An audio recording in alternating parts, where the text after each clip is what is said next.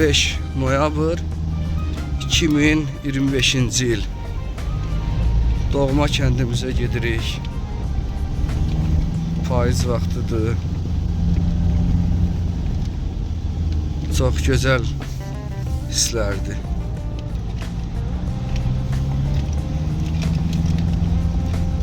Şükür bu günlərimizə. Torpaqlarımız, kəndimiz azaddır.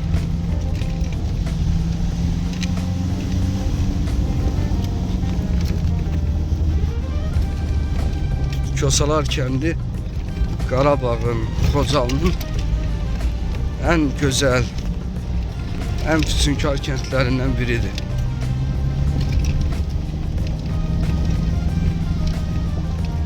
Yollar bərpa olunsa, Kosalarla Xankəndi arasında 8 kilometr məsafə var.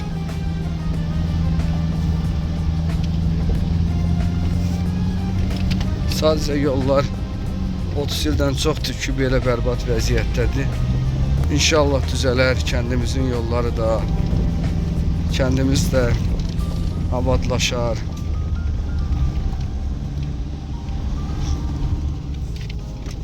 Fuat, buraların adını bilirsən? Bura İstisu. İstisu'nun yaxınlığı. Dağların qoynunda yerləşən Kosalar kəndi alınmaz qala idi. Düşmənlər dəfələrlə bu kəndə hücum etsə də bir qarış torpağımızı zəbt edə bilməmişdi. Lakin 9 may tarixində tək qalan Kosaları yağı düşmənlər işğal etdilər. Düşmən bu kənd uğrunda gedən döyüşlərdə yüzlərlə etki veribdi.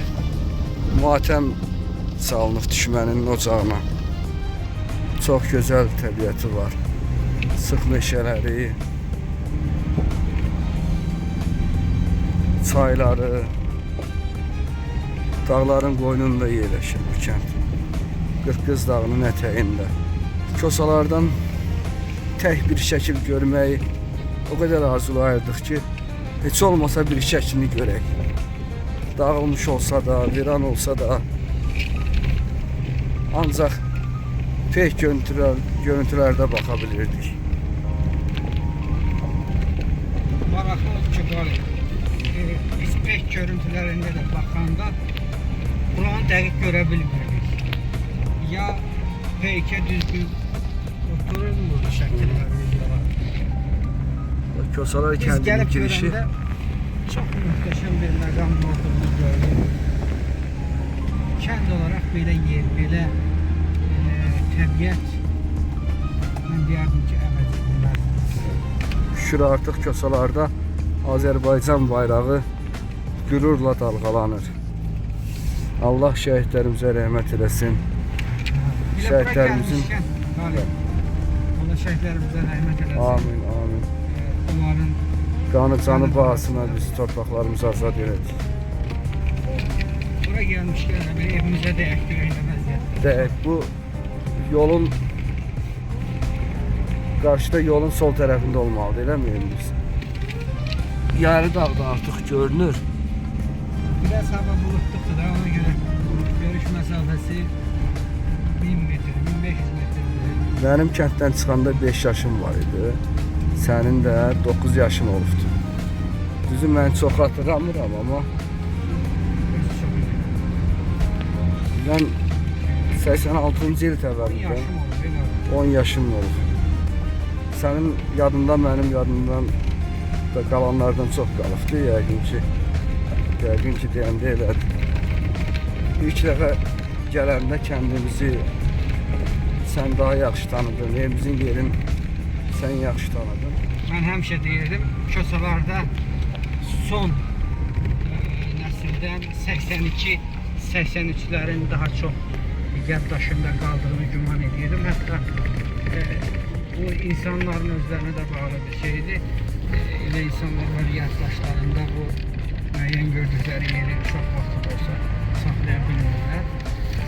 sonuncu nəsil idik. Allah Taala qismət elədi ki, bizim yaddaşımızda köçələrdə evlərimiz, yollarımız, cığırlarımız hardaydı. Biz onu bildik və bugünkü gündə də elə öz evimizin, torpağımızın, yolumuzun davasındayıq. Bak buradan bir qədər gəlmişik.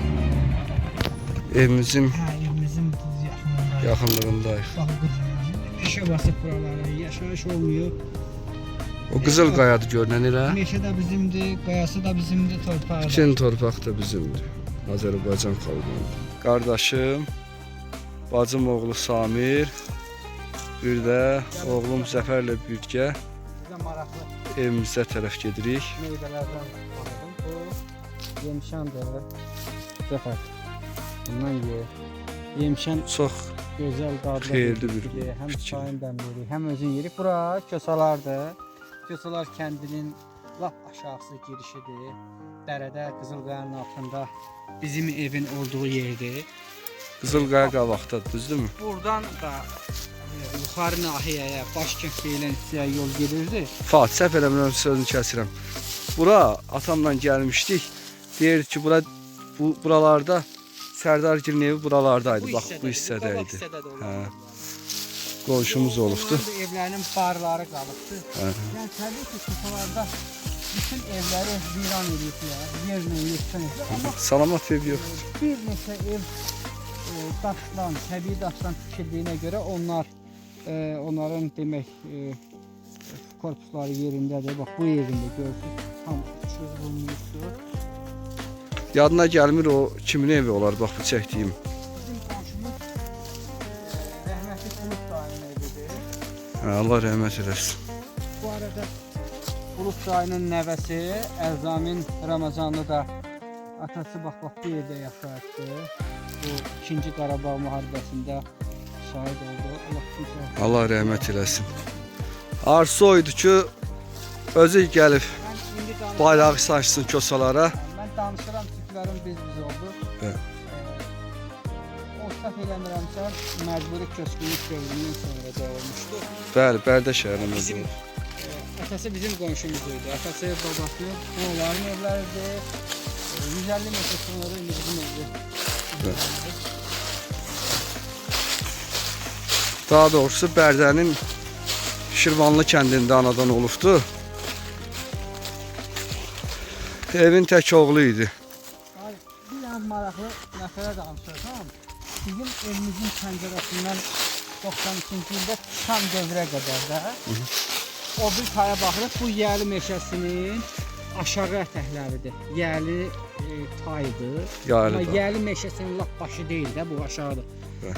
Bu hissənin başında təxminən ermənilər o bir tərəfdən güllələri, yağış kimi bizim tərəfə atırdı. Daha doğrusu bizim də o polisiya postlardan ermənilərə tərəf qızğın döyüşlər gedibdi. Gecə yanan güllələr yadımdadır mənim. Ben onu demək istəyirəm. Yanan güllələrin hətta havada bir-birinə dəyib dayandığını hiss elədik. Yağış kimi yağır. Yağış kimi, bəli, yanan güllələrin yuxarıdan aşağı, aşağıdan yuxarı getdiyini izləyirdik.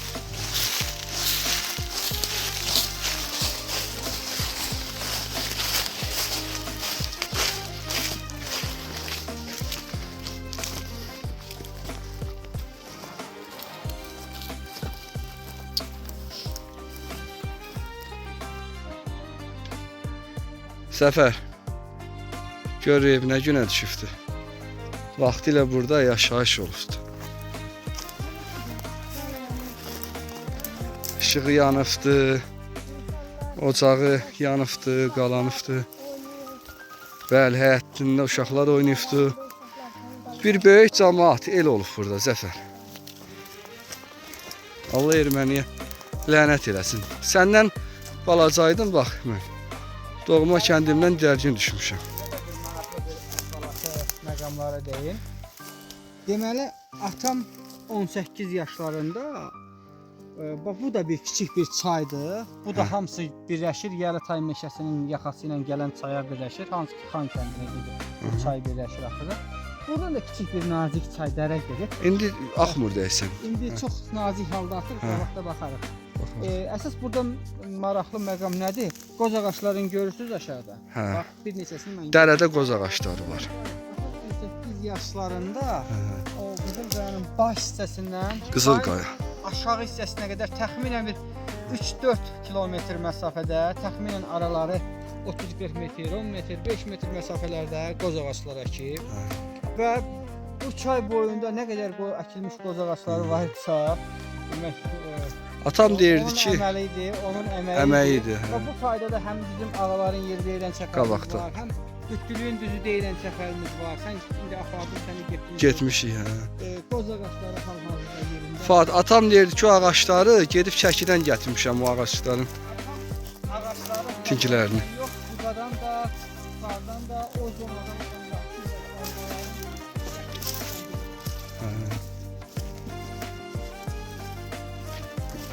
Zəfər ehtiyatlı ol, Zəfər.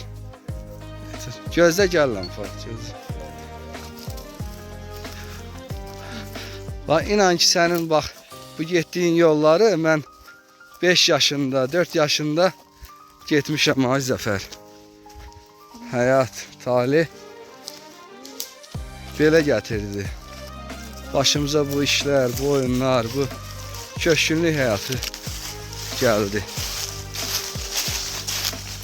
Bu da bizim evimiz. Deməli, Salih, istəyiniz tərəflər gəlir. Bura bizim tövləmizdir. Tövlənin üst hissəsi də evin qabağında deyək ki, bir meydan çəkiliydi. Həm də bunun üzəri də örtülüydü. Bu Bəlkə demək, girək bu saman çəkək. presləri axırıncı dəfə 2020-ci ildən mənsurlardan bu ərazidə qalanlardır. İçəri girmə. Narahat olma. Demək, bu hissədə İçərisi. görsən nə qədər preslər onlar bu ərazidə, dərədə heyvan saxlayırmışlar. Biz keçən dəfə açmağa biraz ehtiyat elədik, amma eləcə otu buradan qorumaq üçün Burada. bu əraziyə yığılmışlar. Bax, dəmir o vaxtdan qalan, ağac o vaxtdan qalan atamın Hə, təbii ki, burada nə var bu işliyi işlər? tövlədir. Atamın əlinin əməyidir, əziyyətidir. Gəl, çıx, çox irəli gəl. Ya deyirəm bəlkə bir iz nişanə xatirə tapardıq nəsə. Xatirə, mən əslində istəyirəm ki, bu günləri evin orta demək baş tubiklərin başından, qabaqdan orta hissədən evin tikilmə tarixi yazılan bir tubik var. Bir daş parçası var. Keçən dəfə onu cəhd elədik, tapa bilmədik. Bir də bir maraqlı məqamı sənə göstərmək istəyirəm. Gör, nə gözəl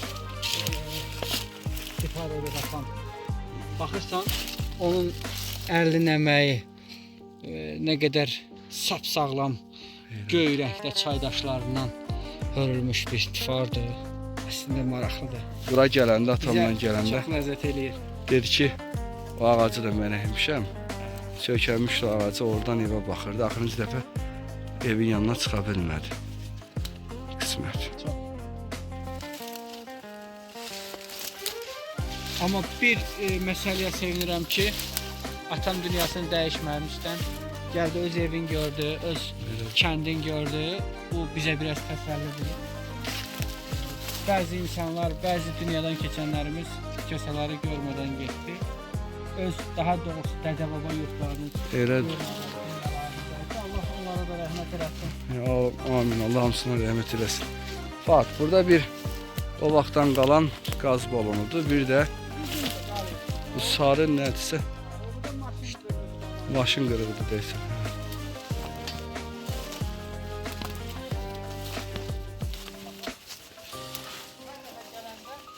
Ehtiyatlı olacaq. Gəldim, gözlə. Bura gələndə hər dəfə maraqlı bir məqamla rastlaşıram. Keçən dəfə çaydanı tapdıq. Təbii ki, çaydan sürüyüb keçilibdir, amma həyatimizdədir.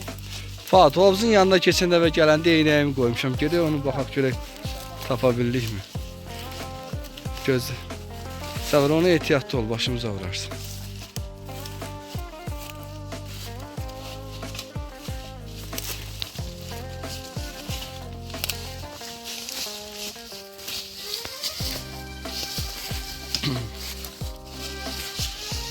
Bu ağaçları da erməni mənfurları kəsiblər.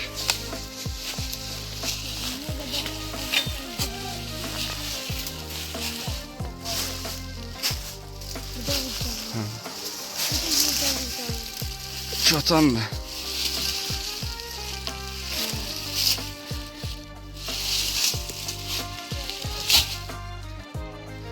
Fatih gördün bunu? Çotanın ucu.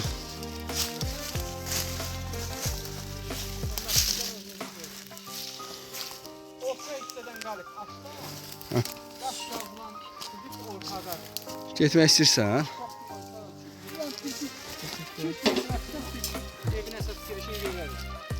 Bax da. Sən nə tər məsləhət bil?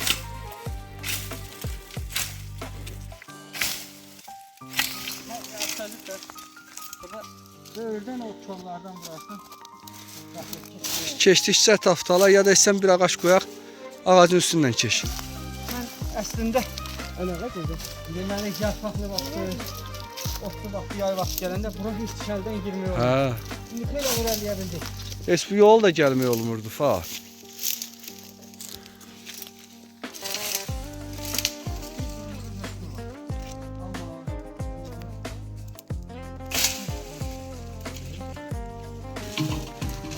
Nədir o fa?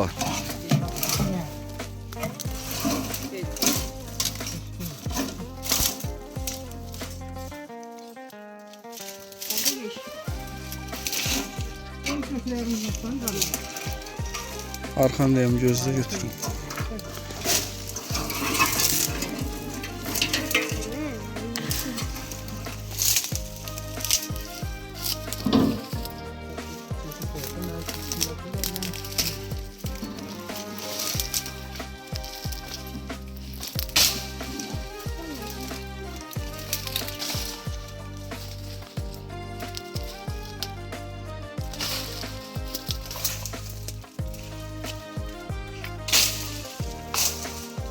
Bu otağa gidelim.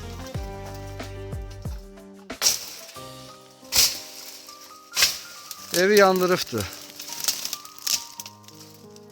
Mənfur ermənilər. Qalib, evin yandırıldığı onsuz da gördüm.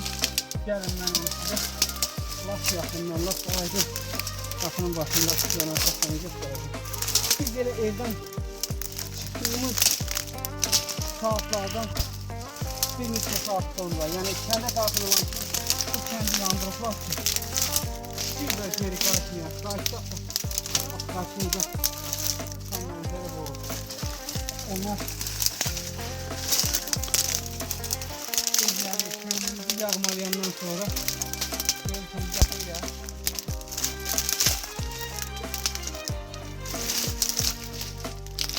Kömürün qarasını görürsən. Onların izləri bax bu kömürün qarası kimi olsun. Amma şükürlər olsun bu günümüzə. Çox uzun əziyyətlərdən. Uzun ıstırablardan sonra çoxara qayıtmışıq. Çox şükür var. Evimizin demək birinci mərtəbəsində ağaçlar artıq böyüyüb, uzanıb ikinci mərtəbəyə qədər çatıbdır. Belə baxanda bu ev nə bilim çox kiçik, sadəcə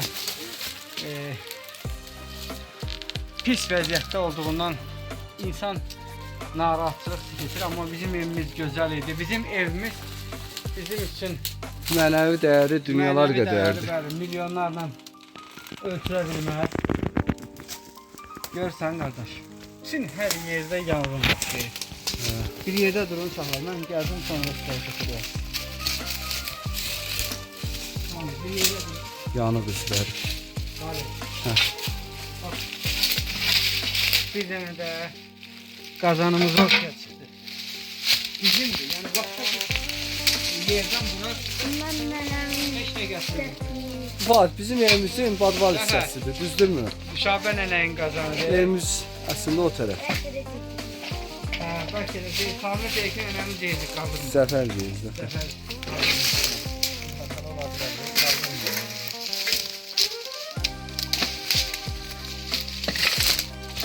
Fuat bu nədir görəsən? Dəmirlər tərəfindən də. Ali bir dəmir. Evin üzərinin dəmirləridir. Yəni evin üzərinin dəmiri başqa bir şey də deyil.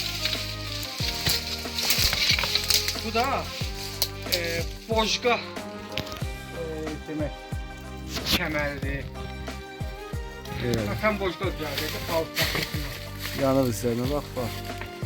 Bax, buna bax. Burada kuş yuvası var Fuat, buna bak. İlahi. Evimizin, yanmış evimizin divarında kuş yuva düzeldi özüne.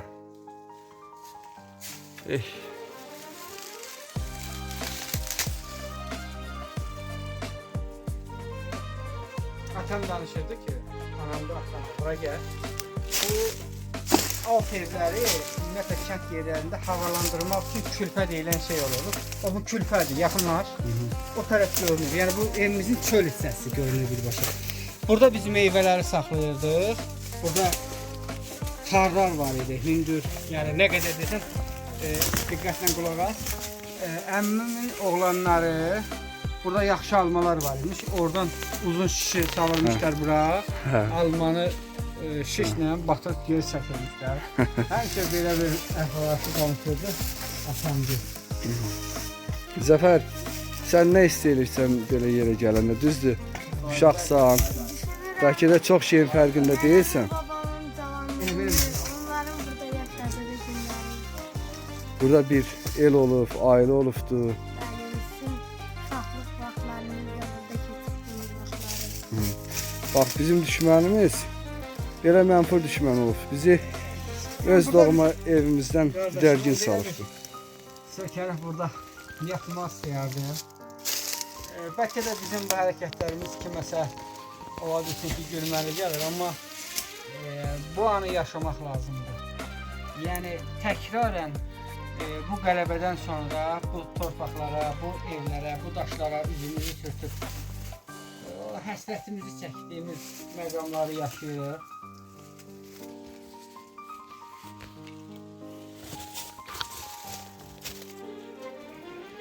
Çox böyük mənəvi dəyəri var. Yaxşı, burada o qədər maraqlı günlərimiz olmuşdu ki, gəlin durun bir xatirə çəkilsin. Hadi sən buraya gəl. Sami'nin yanına gel. O günkü çaydanımızdı. Onu babam gələndə Görmüşdü, eləmirsən? gördü. Zəfər. Aferin sənə Zəfər.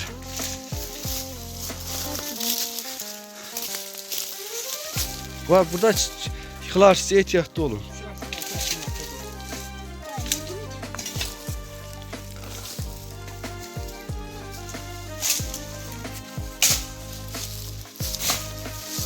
Bu da yanmış çaydanlar üstüne. Zəfər, sən qoy mən gedim sonra sən. Sen fadenin meşalarından. Fuad əminin meşə adamının arxasınca.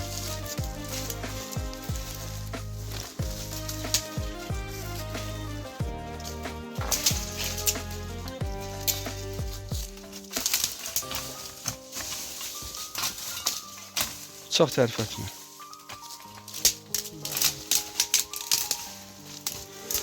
Ben yastıkta var ya. Hə, deyirdi. Ama bilir orada. Ben yastıkta var.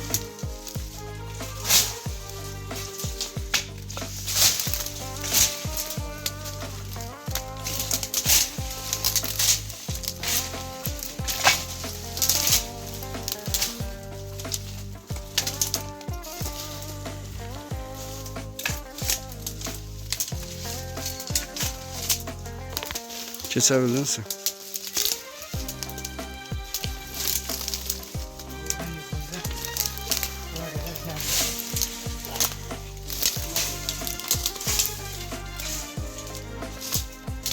Hə, Fuada göstərərsən.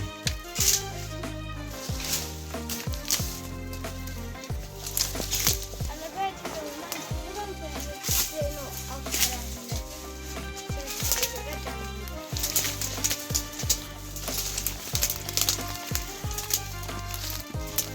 Toxun görək, yanını vur görək.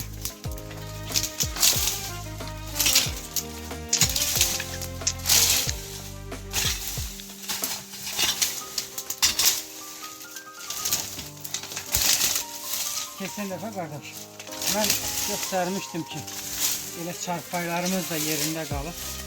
Görürsən, həmin çarpaylardır. Biri buradadır, biri burada.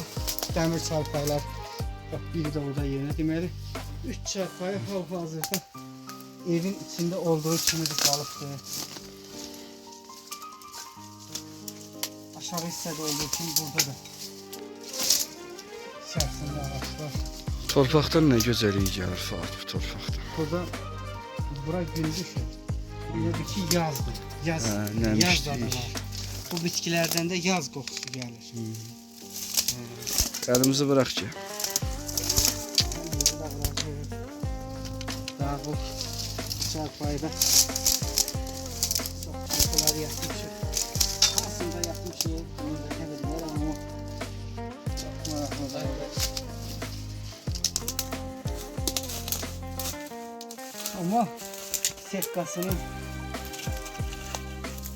bir hissəsi genel olarak yerindədir.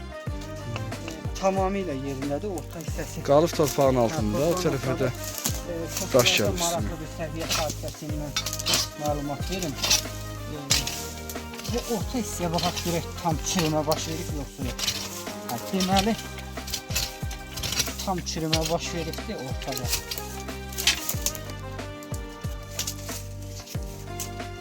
Yox, aslında çürümə baş vermir. Bu, buranın quru iqlim olduğunu göstərir. Alt hissəsində də setka hal-hazırda yerindədir. Fikir verirsən bu hissədən. Qaldırdım, setka yerindədir. Setka torpaqda çox az bir hissəsi sürüyor.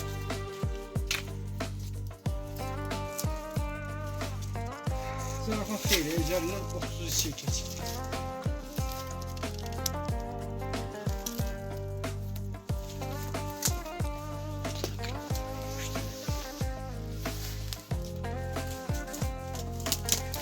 Başka bir neyse sanki var. Varsa da bu ev yanıbdır. Daha doğrusu yandırılıbdır. Yanıq izlərini bayaq göstərdik. Yanıqdır, baxın. Qalan ancaq dəmir əşyalar ola bilər. Onları da görə bildiyimizi gördük. Torpağın altında da bəzi əşyalar qalmış ola bilər. Viran qalıbdır. Kəndimiz də, evimiz də, yurdumuz da. Çok yavaş yavaş. Bu demirler evin içinin demirleri. Yanında içeride. Evimizin içinde var.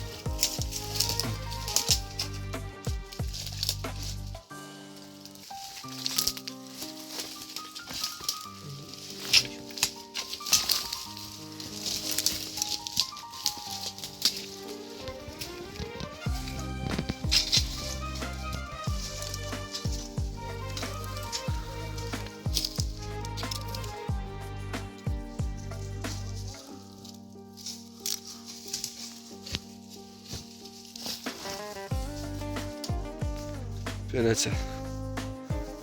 Bu da bir həyatdır. Bu da bir köçkünlük, didərginlik həyatı və